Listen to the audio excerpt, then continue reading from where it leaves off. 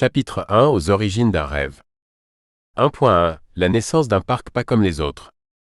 L'histoire d'Europa Park commence bien avant que les cris de joie et les cliquetis des montagnes russes ne résonnent dans la plaine rhénane. Elle s'enracine au cœur de l'Allemagne du Sud, dans le village de Waldkirch, où la famille Mack, depuis le XVIIIe siècle, est spécialisée dans la fabrication de manèges forains. Ce nom, Mack, deviendra un pilier de l'univers du divertissement mondial, mais au départ, rien ne prédestinait cette famille d'artisans à bâtir l'un des plus grands parcs à thème d'Europe. Dans les années 1970, Franz Mack et son fils Roland, à la tête de l'entreprise Mack-Reed, cherchaient un moyen original de présenter leurs attractions grandeur nature à leurs clients internationaux. L'idée était simple, presque naïve. Au lieu de montrer des plans et des prototypes, pourquoi ne pas créer un lieu réel où l'on pourrait non seulement voir les manèges, mais les essayer? C'est là qu'émergea une idée audacieuse, ouvrir leur propre parc d'attractions. Mais pas un simple terrain de démonstration. Ce serait un lieu de rêve, de fête, de rencontre, où les familles pourraient se rassembler, rire et s'émerveiller. Un parc à leur image solide, fiable, inspiré. Le lieu retenu pour ce projet s'appelle Rust, un petit village allemand au bord du Rhin, presque oublié. Le terrain appartient à un ancien château, le Balthazar, et se situe à quelques kilomètres de la frontière française. Le potentiel est énorme. Accès facile depuis l'Allemagne, la France et la Suisse, climat agréable, espace disponible. Le projet prend forme. Les premiers plans sont dessinés, les premiers manèges sont installés. Le nom Europa Park est choisi avec soin. Il ne s'agira pas d'un parc allemand, mais d'un parc pour toute l'Europe, une vitrine culturelle et ludique du continent. Un symbole d'unité dans la diversité. C'est ainsi que le 12 juillet 1975, Europa Park ouvre ses portes avec à peine une trentaine d'attractions.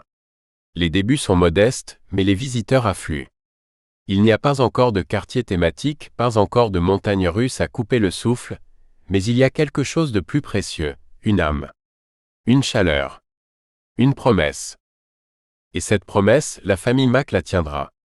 Année après année, attraction après attraction, le parc va croître, évoluer, se réinventer sans jamais trahir son ADN. Offrir aux visiteurs une expérience inoubliable, ancrée dans l'émotion, la découverte et l'authenticité. Europa Park n'est pas né d'un empire industriel, ni d'une multinationale de l'entertainment. Il est né du rêve d'un père et de son fils. Et ce rêve continue de grandir. 1.2 Une localisation stratégique Rust. Quand on pense à la création d'un parc d'attractions de classe mondiale, on imagine instinctivement une métropole, une capitale culturelle, un site déjà célèbre.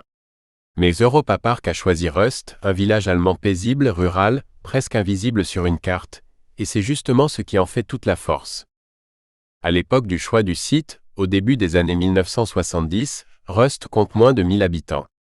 Un bourg agricole typique de la région du Bade-Wurtemberg, sans gare, sans autoroute, sans hôtel, entouré de champs, de forêts et bordé par les eaux calmes du Rhin.